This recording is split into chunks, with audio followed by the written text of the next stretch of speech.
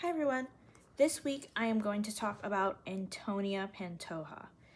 So she was a Puerto Rican social worker. She was born in San Juan, Puerto Rico, to a poor family of farmers.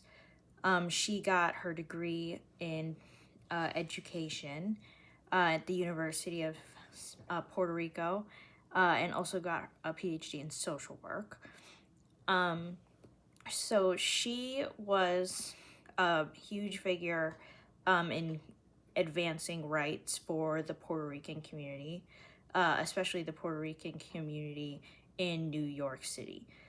So in the 40s, there was a big migration of immigrants from Puerto Rico to New York in search of better jobs, better wages, just trying to advance their lives and have better opportunities. So when she was in graduate school, she founded an organization at Columbia called the Hispanic Youth Adult Association, which was later renamed the Puerto Rican Association for Community Affairs. She also founded an organization called Aspira, and the purpose of that organization was to fight for the rights for Puerto Rican students in New York. They were often given poorer education or ridiculed for speaking Spanish in schools, had prejudice against for, not being able to speak Spanish, also kind of just being shamed for their identity, their Puerto Rican identity.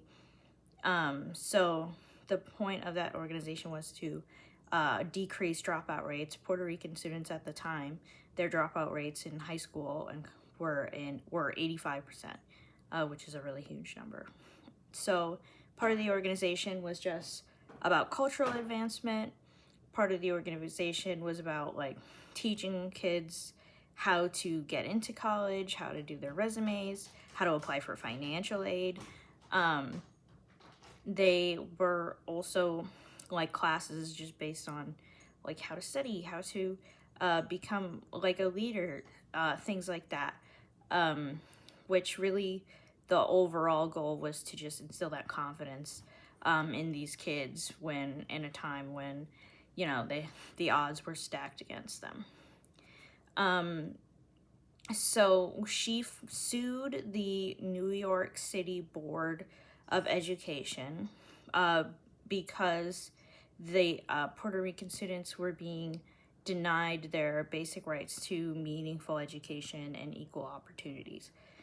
So the education that Puerto Rican students received was inferior because they kind of pushed them to separate schools.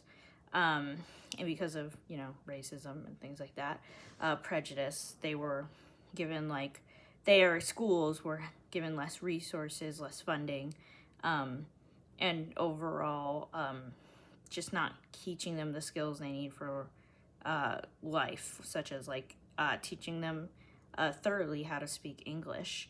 So she won that case. It went all the way to a federal court. And the court made a decree that New York City had to establish classes that are called English as a Second Language, ESL classes, for students who were struggling with English, and so they could also be instructed in their native language and make it easier for them to understand and receive a better education. So she was a huge figure for advancing Puerto Rican rights, especially. I mean, all Latino, Hispanic rights, but particularly she was from Puerto Rico, and considering that big exodus of Puerto Ricans to New York City, that was really the population that she focused on. So in 1996, she was awarded the Presidential Medal of Freedom by Bill Clinton in recognition of how much she did to improve the lives of marginalized communities. And she was the first Latina woman to receive that honor. So even just being able to receive that award set that example for people who looked up to her, the students that she helped, that advancements in their community is possible, fighting for your rights, you're able to get those kinds of things, able to get rights that you were previously denied. So she is a huge figure in the Puerto Rican community as like a symbol of fighting for your rights, especially when even now Puerto Ricans really have to struggle and fight for their basic rights. So even though there is a struggle today, she made leaps and bounds of progress for the rights of Puerto Ricans in the field of education.